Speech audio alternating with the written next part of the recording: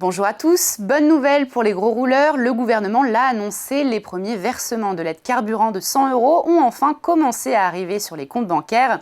Selon le gouvernement, près de 900 000 demandes ont été enregistrées et plus de 660 000 dossiers ont déjà été mis en paiement. Les versements doivent désormais s'échelonner dans les prochains jours. À noter que les demandes restent possibles jusqu'au 31 juillet. Mais attention, cette actualité est aussi exploitée par des escrocs se faisant passer pour le ministère de l'économie avec de faux emails. Ces messages annoncent à tort une aide de 108 € et invitent les destinataires à cliquer sur un lien pour finaliser leur dossier.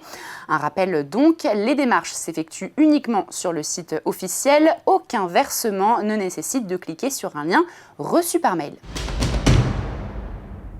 Députés et sénateurs se sont donc accordés cette semaine sur une version commune de la loi anti-fast fashion qui vise principalement les plateformes chinoises comme Shein et Temu. Pour identifier les entreprises concernées, le texte retient 2 critères. D'abord, le volume de nouveaux produits mis en vente et les efforts pour favoriser la réparation ou prolonger la durée de vie des vêtements. Concrètement, les plateformes concernées pourraient être soumises à un malus financier pouvant atteindre jusqu'à 50% du prix hors taxe de certains produits, soit entre 20 centimes et 6 € par article. À titre d'exemple, Shein met aujourd'hui en ligne entre 6 000 et 7 000 nouvelles références chaque jour selon le gouvernement. Le texte prévoit également un encadrement renforcé de la publicité, avec notamment l'interdiction pour les influenceurs de promouvoir les produits de fast fashion visés par la loi. Et on termine ce JT de la semaine avec Shein qui essuie un nouveau revers en France. Quelques mois seulement après son arrivée au BHV Marais, la marque de fast fashion va quitter le célèbre grand magasin.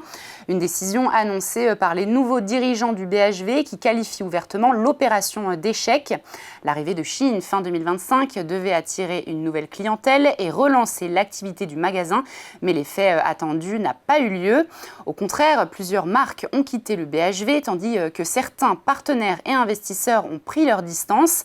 Le propriétaire sortant, Frédéric Merlin, reconnaît aujourd'hui que l'arrivée de Shein a constitué une erreur stratégique et qu'elle a contribué à fragiliser l'enseigne.